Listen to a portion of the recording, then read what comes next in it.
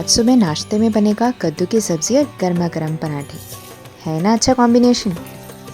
चलो जल्दी से कद्दू की सब्ज़ी बनाते हैं। ये डाला मैंने मेथी, थोड़ी हल्दी,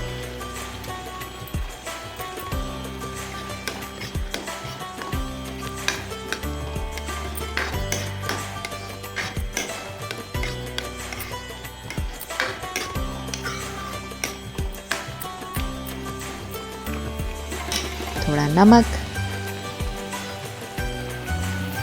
और ये चीनी मिठास के लिए, थोड़ा खट्टा मीठा फ्लेवर के लिए। ये बन गई मेरी कद्दू की सब्जी। और अब बना रही हूँ पराठे।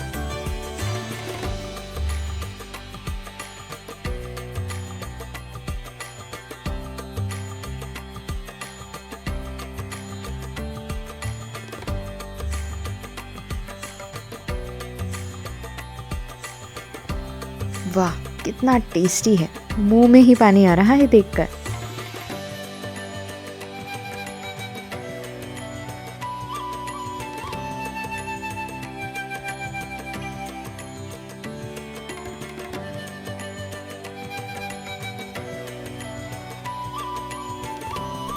कद्दू की सब्जी और गरम गरम पराठे, वाह क्या कॉम्बिनेशन है। चलो मैं तो जल्दी से नाश्ता कर लेती हूँ कलश यात्रा में जाने के लिए।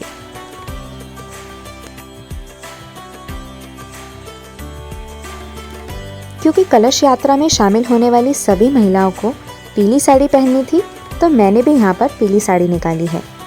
आइए जल्दी से रेडी हो जाते हैं। अब मैं बिल्कुल तैयार हूँ कलश यात्रा में जाने के लिए। और बेसिकली कलश यात्रा जो होती है किसी शुभ कार्य के आरंभ में करी जाती है। इसमें जो महिलाएं होती हैं वो अपने सर पर कलश रखती हैं और उसमें देवी देवताओं का आवाहन किया जाता है और उस कार्य की वो पूर्ण हो कार्य, उसके लिए वो किया जाता है। तो हम चल रहे हैं कलश यात्रा की ओर।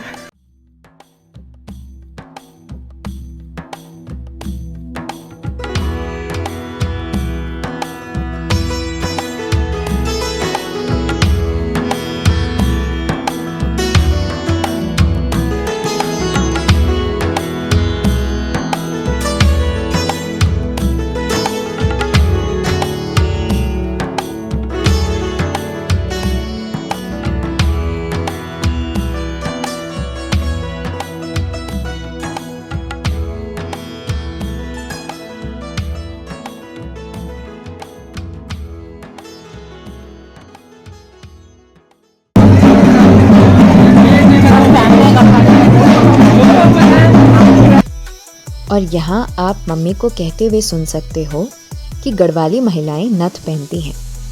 दरअसल यह उनकी सांस्कृतिक पोशाक में शामिल है।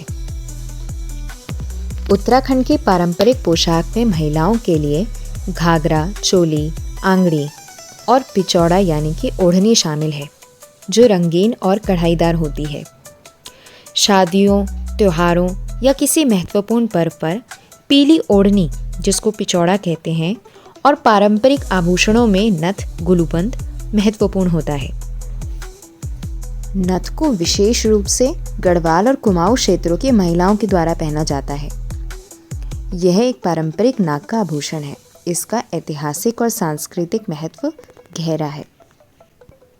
उत्तराखंड की महिलाएं मुख्य रूप से नथ को संस्कृति, सौभाग्य और वैवाहिक पहचान के प्रतीक के रूप में पहनती हैं, खासकर शादियों और त्योहारों पर। नथ के भी कई प्रकार होते हैं। गढ़वाली नथ, कुमाऊनी नथ। गढ़वाली नथ गोल और हल्की छोटे मोतियों या फूलों से जड़ी होती है, जबकि कुमाऊनी नथ यानी नथुली आकार में बड़ी होती है, जिस पर रत्नों की सजावट अधिक होती है।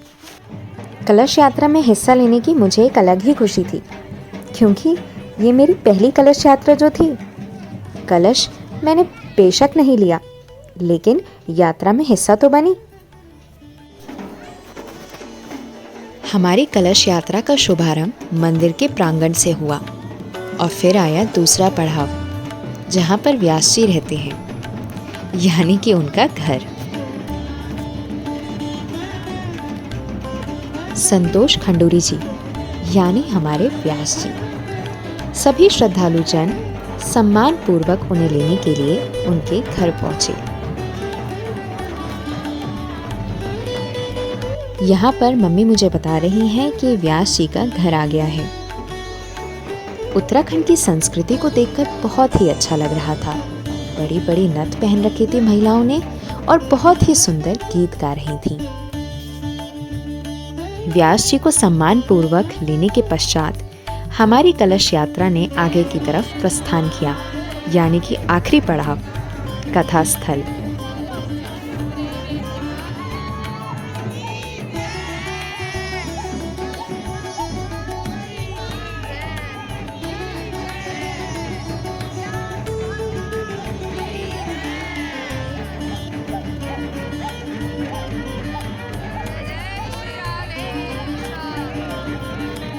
श्रीमद् भागवत कथा से पहले निकाली जाने वाली कलश यात्रा एक महत्वपूर्ण परंपरा है, जिसमें महिलाएं सर पर कलश लेकर गाजे बाजे और भक्तिमय नारों के साथ नगर के प्रमुख मार्गों से शोभा यात्रा निकालती हैं, जिससे वातावरण शुद्ध और पवित्र होता है। कथा स्थल को पावन किया जाता है और सभी पापों से मुक्ति व आध्यात्मिक उन्नति की कामना के साथ कथा का शुभ आरंभ होता है। पारंपरिक वेशभूषा में सजी महिलाओं के सर पर कलश थे और वे जय घोष करती हुई आगे बढ़ रही थी, जिससे कि पूरे क्षेत्र में भक्तिमय वातावरण बन गया। कलश यात्रा का धार्मिक और सांस्कृतिक महत्व है। यह यात्रा देवी देवताओं का आवाहन करने, कथा स्थल को दिव्य ऊर्जा से भरने और भक्तों की आस्था को मजबूत करने का एक महत्वपूर्ण माध्यम है। कलश यात्रा में देवी देवताओं के साथ सभी तीर्थों का वास भी माना जाता है, जिससे यह यात्रा शुभता और मंगल का प्रतीक बन जाती है।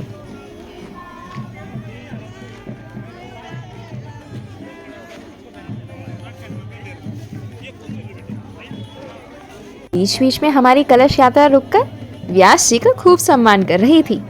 श्रद्धा और भक्ति भाव तो मानो 7वें आसमान पर था। श्रीमद् भागवत यानी कृष्ण की बात हो और गौ माता का जिक्र ना हो, ये लो दे दिए गौ माता ने दर्शन। जय हो गौ माता की। और यहाँ कलश यात्रा के दौरान मम्मी को उनकी दोस्त मिल गई। मैं आपको बता नहीं सकती कि ये कितना दिव्य अनुभव था। चारों तरफ भगवान नाम को सुनकर मन में एक अलग ही दिव्य ऊर्जा का प्रवाह हो रहा था।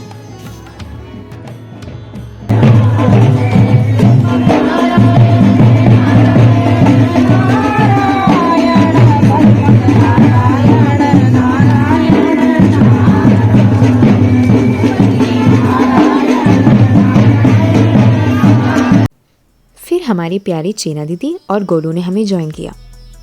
हम इन्हें प्यार से चीना दीदी और गोलू कहते हैं, बट इनका असली नाम है तानिया जुयाल और तनिष्क जुयाल।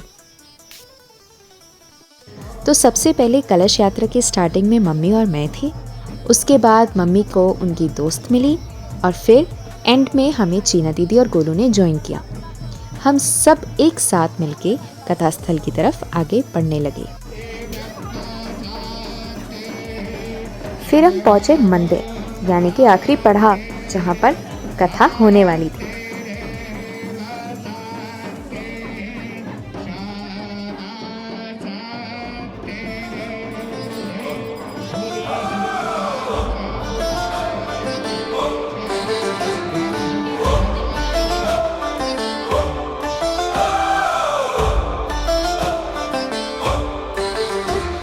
अनंत है शक्ति तेरी महादेव वरर, हिमालय की चोटियां गूंजे शिव के स्वर स्वर। गले में सांप लिपटा चंद्रमा जड़ा माथे पर, तेरी महिमा अपरंपार। जब हमारी कलश यात्रा का समापन हुआ तो सभी श्रद्धालु जनों को थोड़े पकौड़े और चाय का नाश्ता कराया गया। फिर थोड़ी पेट पूजा करने के बाद हम पहुंचे ऊपर जहां पर कथा होने वाली थी। ये रहे सभी कलश।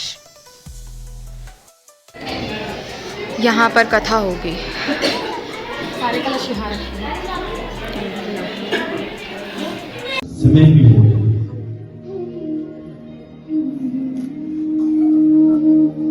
समय व्यतीत हुआ। फिर कथा व्यास जी ने हमें एक कथा सुनाई, जिसमें भोलेनाथ माँ पार्वती को एक रहस्यमय कथा सुना रहे थे, जिसे सुनने का अधिकार सिर्फ माता पार्वती को था। माता पार्वती को नींद आ जाती है और तभी एक आवाज होती है। भोलेनाथ की नजर वहां पड़ती है तो देखते हैं कि कथा तो एक शुक ने सुन ली। और जिस शुक के बारे में यहाँ बात हो रही है वो थे शुकदेव ऋषि, जिन्होंने राजा परीक्षित को श्रीमद् भागवत की कथा सुनाई। आगे की कथा बाद में। आई होप आपको ये ब्लॉग अच्छा लगा होगा। अगर अच्छा लगा है तो प्लीज़ लाइक करें, कमेंट करें और शेयर करें।